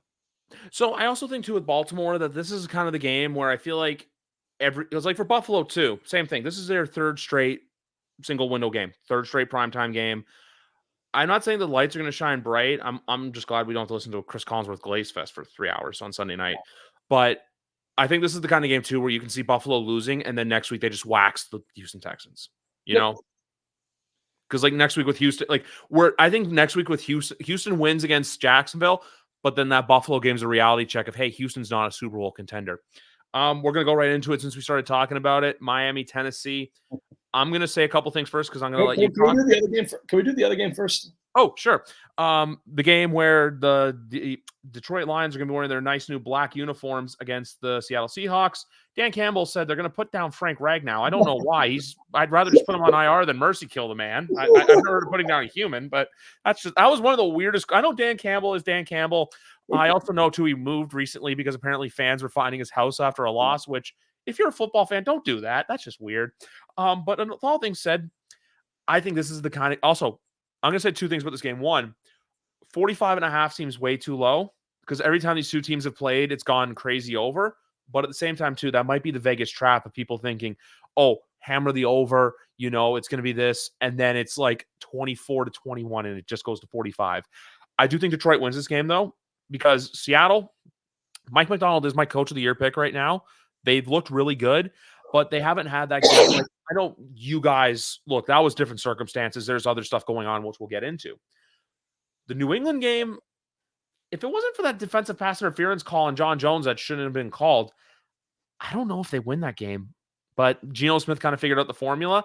But I think Detroit defensively has figured it out. And one thing I want to applaud the Lions for is the fact they've paid their guys, because you've got a guy you've got to pay next offseason. Number 97 is, I think he's going to be defensive player of the year eventually. But you're going to have to pay him eventually, to where they're figuring it out. They know, hey, we know how to win. Plus, two, this game's in Detroit and Ford Field. Last time they were in Ford Field, they got embarrassed by the Buccaneers team who they outplayed. The Lions have figured it out to where, hey, don't have Jared Goff throw 50 times a game. Just run it down. I don't know, this could be a Jahmyr Gibbs game, but ultimately I do think the Lions take care of business and they cover the 3.5. I can see like a 4-point win. I'm with you. I think it's time for the Seattle to lose. I'm not that impressed with them. I understand they kicked our ass a few days ago, but Skylar Thompson was the starting quarterback. We'll get into that when we get into the next game. I think when you look at Seattle's resume so far over the 3 games that we've seen, they barely beat Bo Nix when the Broncos were like really struggling on offense, especially 2 safeties. They gave up 2 safeties in that game, but then they threw a pick six in almost a pick six out of the end zone in our game as well. It got tackled at the 4-yard line, but to avoid the safety against the Dolphins, Geno threw a pick because he got the safety twice against the Broncos. So that's just funny that could happen 3 times in 3 weeks. And then, so you barely beat the Broncos, you barely beat the Patriots, 2 teams that people think are 2 of the weaker teams in the NFL. And then you destroy the Dolphins without Skylar Thompson, but their offense wasn't that impressive, like all things considered. Like, yeah, even against New England, they only had the one play where basically what happened was Christian. Also, one thing with this game that I found weird is that Trayvon Diggs gets hurt and they go to his Aiden Diggs on the sideline, which I find very weird. But with that game, though, basically Duggar and Gonzo were in coverage. One was like, "Oh, hey, I'm going to go down. Oh, no, wait, I'm going down in coverage." And then DK saw that and went right by them. So if it wasn't for that, Patriots win that game. Patriots held them pretty in check for most of that game. They just kind of exposed the secret with the Patriots, dink and dunk the hell out of them. I think it's a schedule loss for Seattle. I'm going to go back to, like I said, I didn't understand the spread with the Bills, but I do think for the Ravens, this is more of a game that they can kind of show their stamp on the world of, hey, we're not dead yet. We're back to 2-2. Yeah, so I agree with you. I think it's the Lions. And on the Lions game, I think it's just their turn. I think it's their turn to win, and we move on. And now we can talk about the worst game of the week. I'll be honest with you. I think this is the game that everyone, because this always happens in the NFL. Oh, this game's going to suck. This game is this. Even though right now Daniel Jones isn't throwing a single touchdown, thanks to the great content, Daniel. But this is the game where, like, I think the over can hit. But I'll say this with your team. I think the game against, with Tua, I'm going to go back to it. I'm in the boat of, I wanted to see the human healthy before the football player. I don't agree with everyone going like this whole, he should do this, or like I know Chris Nowinski's all in concussions now, but let the player make the decision. Or even everyone saying, I don't know if the NFL is going to clear him. What do you think the NFL cares? The NFL, at the end of the day, the NFL is not held liable. It's like those WWE do not try these at home warnings. Hey, we're going to tell you, we think you shouldn't play. You go and play ahead anyway. Hell, DeMar Hamlin died on the field less than 2 years ago and is still playing at a very high level. So Tua will be back. I just agree. I didn't like how Mike McDaniel handled it originally by saying, we don't want to put timelines. Timelines give anxiety. Just say he's out until he's better. Just say out indefinitely. Don't put a time frame on it, and you're fine. I think the 4-game IR thing was kind of the right call because it's not this whole I know, like you're saying, how it's like Lane Johnson, the Tua's treatment. The only concussion for him that scared me was not the mistreatment with the whole Cincinnati Thursday night game or the game against Buffalo where the one game you guys beat Buffalo, but it was the Christmas Day one where in film he goes, I don't remember that happening. That's where I look at it as scary. That's where. But I like the fact too that you guys have Tennessee, New England, then I think you have your bye week, and then you have, I don't know who you play, and then I know you have the Cardinals. So I think after that Cardinal game, he's eligible to return. I think he returns. I think he does end up wearing the Guardian hat. I think that, you know what? He's going to continue to play. He is a good quarterback. But the thing is too, the only thing I'll say is as well, I just don't think this isn't a knock on him. This is just me saying this. I don't think he should have just ran right in. Also, too, the two weakest elements in the NFL, Tua's head going into DeMar's chest, was a very interesting dynamic for football fans. But that's all I have to say. But with this game right here, I'm going to go with you guys, one, because ultimately Miami is the better team than Tennessee. And look, Miami needs this game. Miami needs this game more than the Titans. The Titans are bad. One thing I want to say too with Seattle quickly is that Geno Smith is on a year-to-year contract for a reason, and I do think eventually Mike McDonald's going to want to bring in his own guy, so I think that happens. And Brian Callahan's going to do the same thing next year with Will Levis. But ultimately with this game, I'm going to let you take it over to finish up because at the end of the day, I think the Dolphins get right. I think the Dolphins go to 2-2 heading into New England next week. I sure hope so. I'm going to this game begrudgingly against my better judgment. Are the Dolphins better than the Titans? Yes, in a vacuum with everyone healthy. Are the Dolphins better than the Titans with this version of the Dolphins? We shall see. It's tough to say. They were horrible last 2 weeks. Hopefully this is the only time I will ever get to say this in the podcast. The Miami Dolphins are currently 32nd in DVOA. Granted, it's not fair. It's a 3-game sample with one game from Skylar Thompson and another random 3-turnover game by Tua against the Bills. And for those who might say Tua plays bad against the Bills, he doesn't usually throw 3 picks against the Bills, and 2 of them weren't his fault, and they gave the Bills possession at midfield. And the third pick that was his fault was returned for a touchdown. It made the score of that game out of proportion to how the game was actually going. Josh Allen only had 130 yards that game. It was nothing like the Josh Allen performances against the Dolphins we usually know about. That game was entirely about those 3 interceptions. And then Tua's concussion at the end. So yes, obviously it is misleading their record and their DVOA stats because of the Skylar Thompson start. But man, last week was as bummed out as I've been in a long time because Skylar Thompson was fucking horrible. I for those of you who follow the Once in a Blue Moon podcast on True Slayer, T-Slay 1974's YouTube channel, we talk about pro wrestling on there. But we have a Discord related to that channel, and we have a sports thread on that Discord.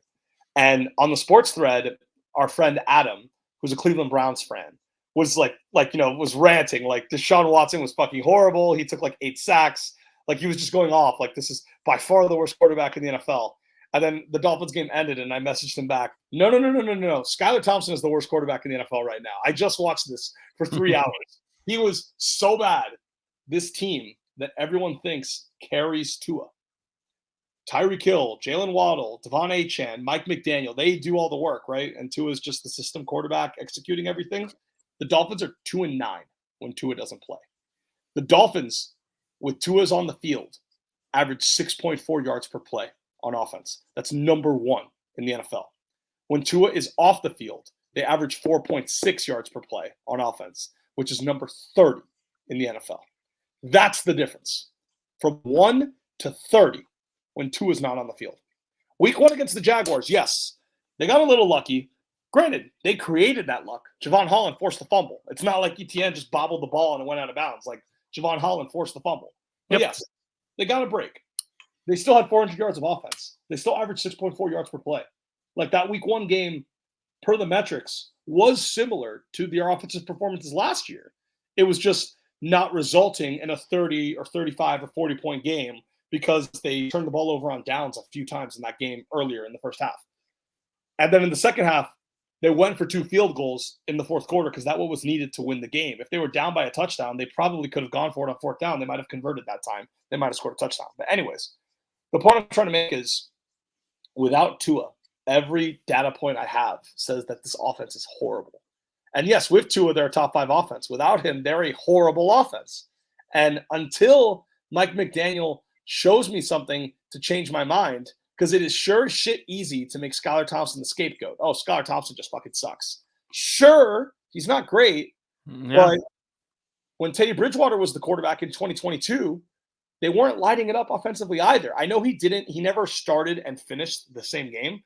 That was always the critique. He came in twice when Tua was hurt and when Skylar Thompson was hurt. And then against your Patriots, he started and then got hurt on his own pick 6 near the end of the game. But they were always, but before that pick 6, they had only scored 14 points. It's not like they were lighting the world on fire on offense. Ugly game. Yes. So until Mike McDaniel can show me that this can be a good offense without Tua, I'm not going to believe it. I like Snoop Huntley. By all accounts, what they're going to do is they're going to run an RPO-based offense, and they're not going to run the same offense. Because basically what they did last week was they told Skylar Thompson, you've been here for 3 years. You've been studying this playbook for 3 years. You know this playbook front and back. You've practiced with these receivers before. You're going to start, and we're not going to change that much. We're going to give you the same playbook and give you the same calls and just try to run the same offense. And he couldn't do it. He couldn't handle it. It seems like with Tyler Huntley, they're going to scrap most of the existing playbook. They're going to run an RPO-heavy attack. It's going to be a weird, funky game plan. That's what Tyreek Hill said today. It seems like they're going to do something unconventional, which is smart. That's what you should do. I think that's what the Packers have been doing with Malik Willis. If you want to do that, that's my challenge to Mike McDaniel. Like Matt LaFleur and the Packers are making it work with Malik Willis, who no one had any respect for until he got to Green Bay. So people had more respect for Tyler Huntley. So why can't you do the same thing? Not that they're exactly the same player, but why can't you at least institute similar things? So that is my request for the Dolphins, that they show me that they can be a good offensive team. And I know the Titans have had a good defense, but still, I want to see a good offensive performance. The Dolphins defense might have to win them this game. And they could probably do that. Their defense was pretty good last week. It wasn't bad against Buffalo. Buffalo just kept getting a lot of short fields. Their defense has been a little better than I expected it to be this year so far. So I personally think if the defense had to win them the game, they could, especially since it's Will Levis on the other side. So you especially think that Will Levis, they can force enough mistakes, enough sack fumbles, maybe an interception. But I'm worried. I'm worried that the Dolphins offense can't function without Tua. And I want to be wrong, but I need to see it. You need to show it to me. They're playing the Titans and the Patriots these next 2 weeks. These are winnable games without Tua. Obviously, if they bomb both those games and they go 1-4 to start the year, I already told Danny, if they go 1-5 and just go winless without Tua, the season's over. At the very least, the division race is over. Can Tua come back and they win enough games to get a wild card spot? Sure. But winning the division is over if they start the year 1-5. And they have to prove that they could be a good offense without him. And I just need to see it. I would pick the Dolphins if you made me, because they are the more experienced team. They're the older team. They're the veteran team. They're in the tougher spot. It is at home. The Titans are desperate, but the Dolphins are desperate too. So I don't think that means that much. But I just need to see it. I need to see it. I want to believe that this team can have a functional offense these next 3 weeks and are not just going to take 3 L's in a row. Is Mike McDaniel's job or Chris Greer's job in jeopardy right now? I would still say no. I understand. Mike McDaniel's definitely getting more criticism now than he was. It depends on how bad this gets. If they lose the next 3 games, Tua comes back. Tua gets concussed again, and then he's out for the year. And then they lose a bunch more games, then we can have a different conversation. But if what you're telling me is the Dolphins are going to be 3-3 when Tua comes back, and then when Tua comes back, they do what they do and they win 10, 11 games, then no, they're not in trouble. But it depends on how far this goes. There are Dolphin fans that want Chris Greer fired. But there's other Dolphin fans that recognize that if you fire Chris Greer, the new GM is going to want to hire his own coach. Yep. And you likely can't have it. You likely can't have it to where you fire Greer but keep McDaniel. It's all or nothing. And most people don't like that because they like one guy, they don't like the other guy. But unfortunately, you have to ask yourself, do you like Mike McDaniel enough to justify keeping Chris Grier? Or the inverse, do you hate Chris Grier so much that you're okay with losing McDaniel?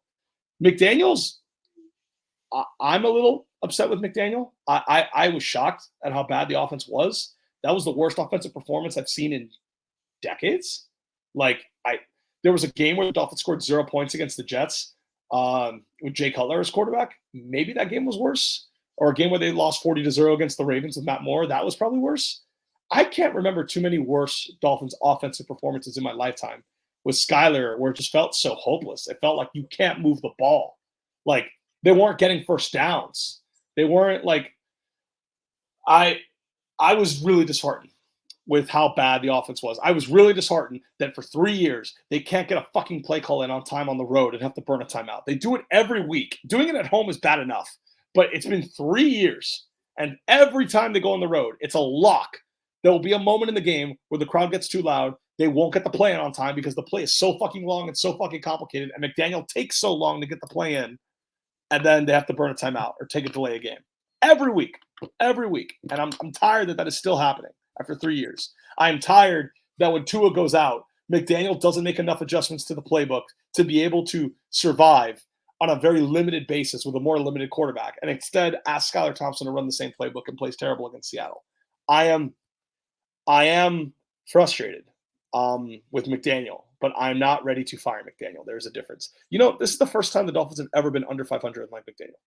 The first time ever in 3 years he's been there is this week where they're and lost Kevin Harlan in the booth. Yes, yes, the streak is over. The Dolphins were 8-0 with Kevin Harlan in the booth since McDaniel got here, but Tua wasn't there. It doesn't count.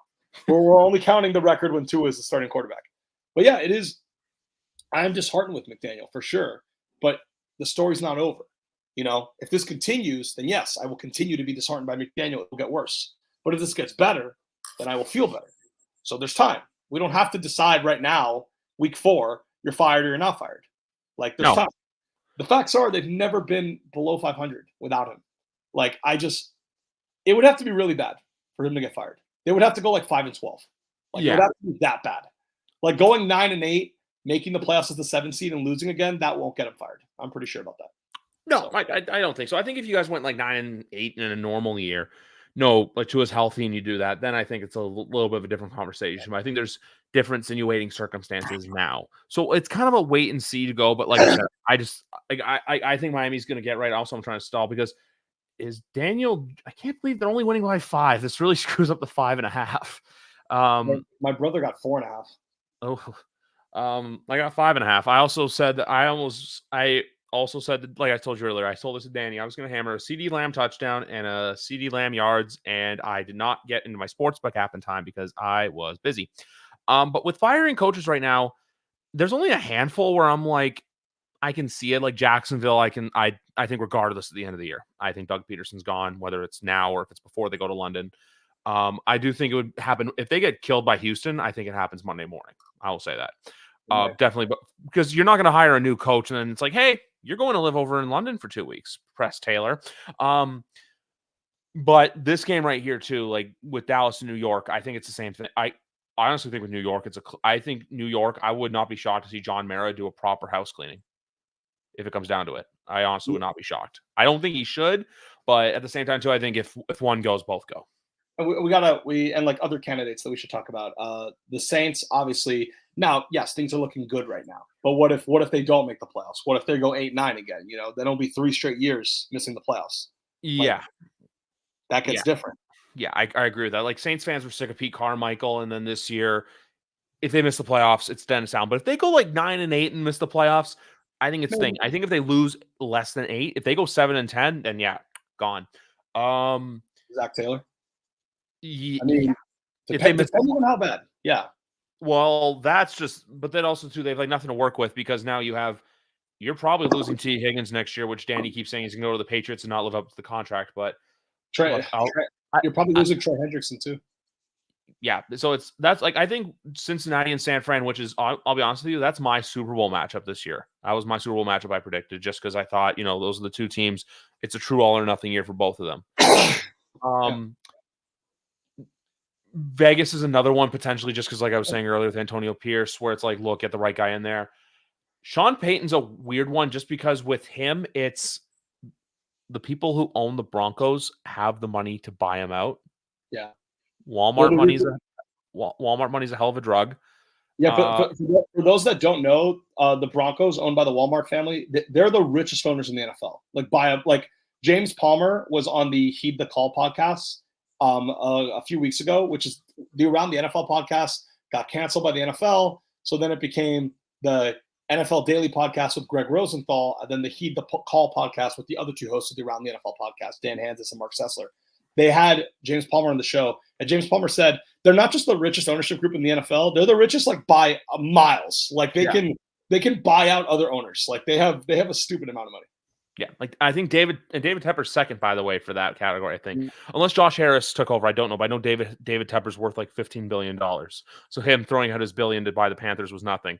Also, that's the other take. I think that Dalton starts until Tepper says so, and then he'll make Canales go in front of the media and say this was my decision. When no, and ultimately it was Tepper's.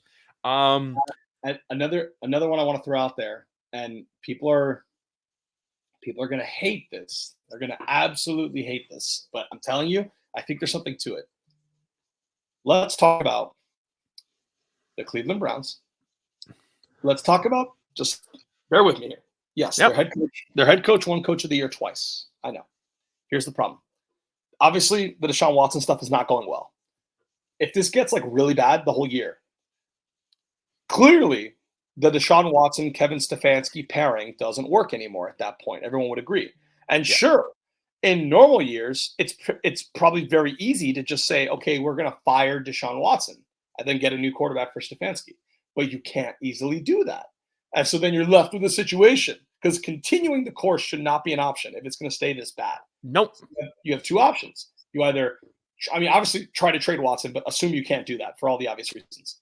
You cut him and you take on like $150 million cap hit. It's truly that bad after this year. It's disgusting. It's like double what the Broncos did cutting Russell Wilson.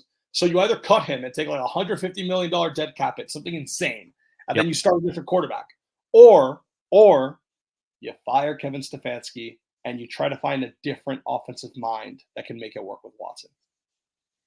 And I'm just saying, the Browns, a notoriously bad ownership group, the owners wanted Deshaun Watson. Even if the owners realized they were wrong about that, they can't really cut him. No. They can't trade him. So is the only option at that point just, unfortunately, we have to fire Stefanski and get a different offensive mind in here to see if the other guy can make it work. Not saying it will happen. I'm just putting it out there.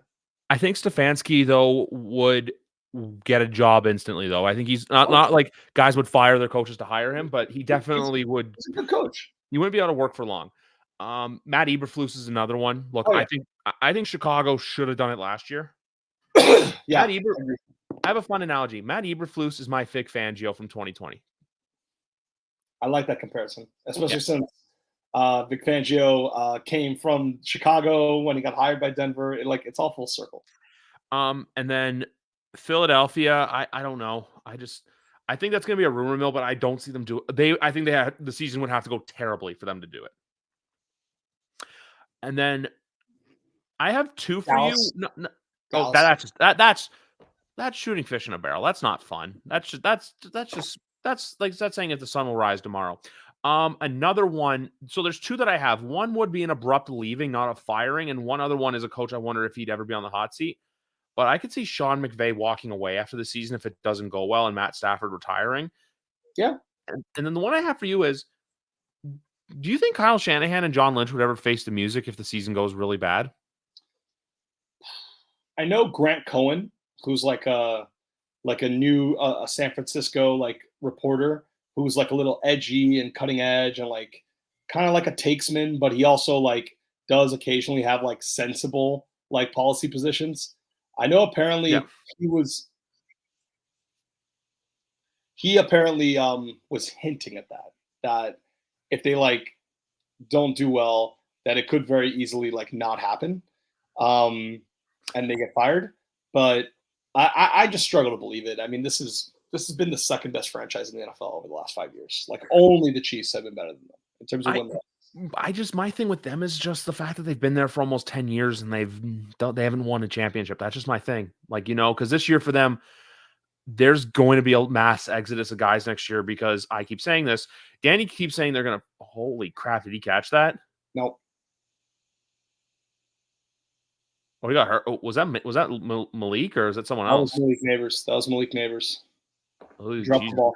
He went down. I know we've been on here about 45 minutes longer than you were originally intending to, but do we go for the rest of the game or do we call it a day? You can go a little bit longer. Do you have like, I guess with a caveat, because there is something I have to get to. Do we have like another topic or we just?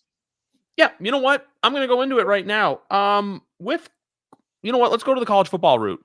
Sure. Right now. Also, I have a fun trivia fact for you with college football. Saturday night, Georgia-Bama from Bryant-Denny Stadium. Alabama is the first. I want you to give me the last time that Alabama was a home underdog.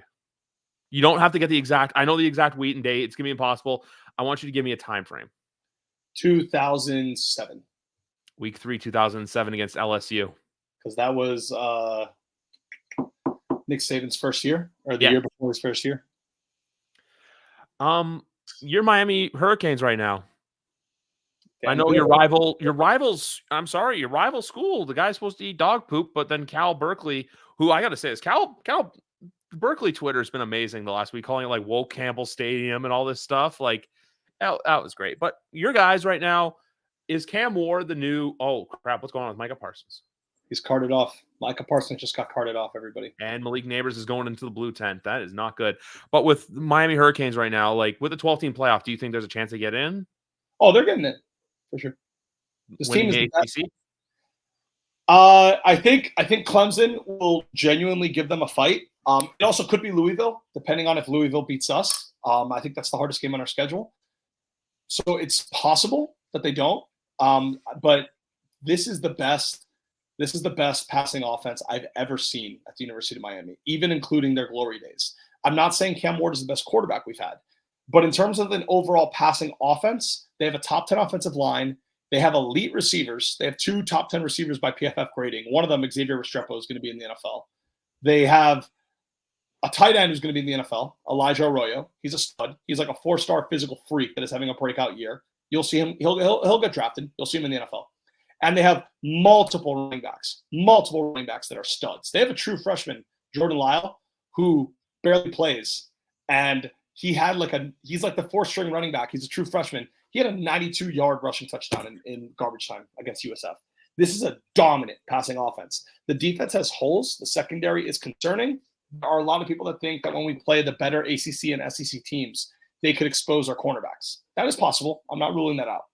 But this passing offense is dominant. Cam Ward every week has 300 yards and 3 touchdowns. Every single week, at least. I think it's going to continue because their schedule is just so soft. That's the main reason. The main reason why I don't think they'll get exposed is there's no one to expose them.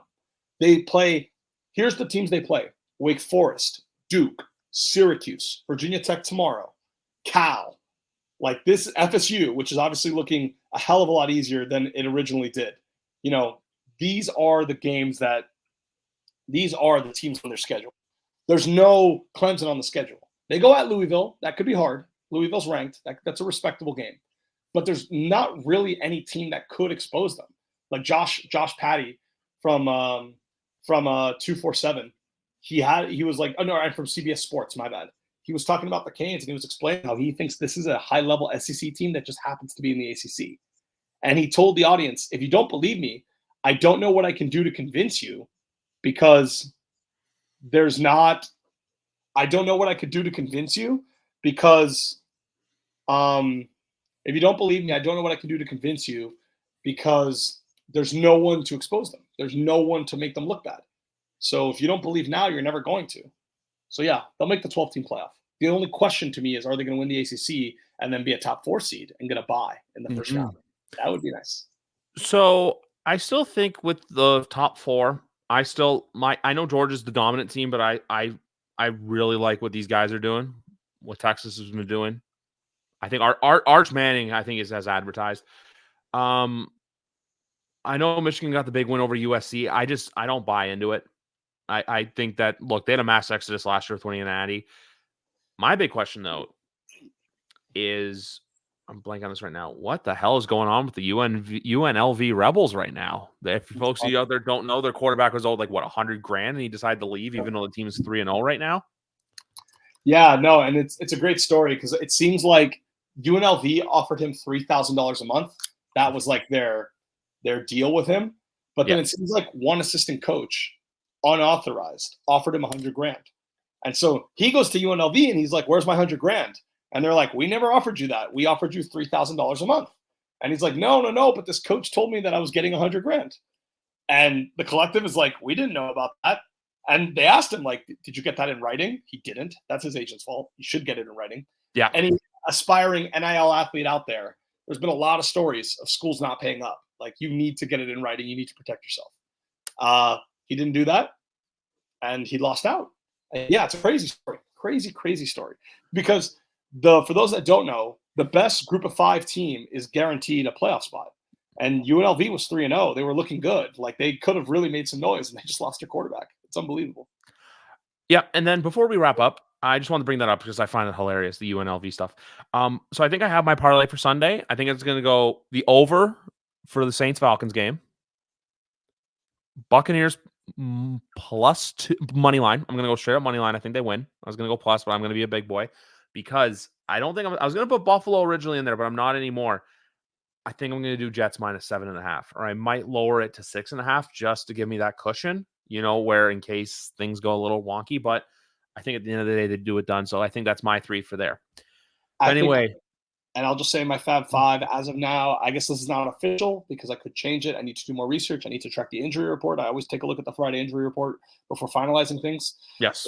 If I had to pick my 5 favorite spreads this week, I would say Bucks +1.5, Falcons -2.5, the Jaguars +6.5, the Colts +1.5, and then Chargers +7. And Ravens -2.5. I think I gave 6. So one of those I'll take out. But yeah, Ravens -2.5, Chargers +7, Colts +1.5, Jaguars +6.5, Falcons -2.5, Bucks +1.5. We love to see it. But anyway, I'm going to go watch the rest of this game because I feel like the Cowboys are going to bleed the clock and not cover the 5.5 point spread that I have. Although they are trying, if the Giants, if they don't get another first down, they might have to kick a field goal. So they might do Griff a solid. Come on, kick another field goal. 8-point victory. You can do it, boys. But anyway, guys, episode 314 in the bag. Big Rat will be back soon. We'll figure everything out. But it's been a blast. We went a lot longer than we were supposed to, but that's what happens here on YWC Football Talk. And I had fun doing it. It was a great time. For DVOA, EPA, Big Rat, I'm Griff. Enjoy week 4 of the NFL season, folks.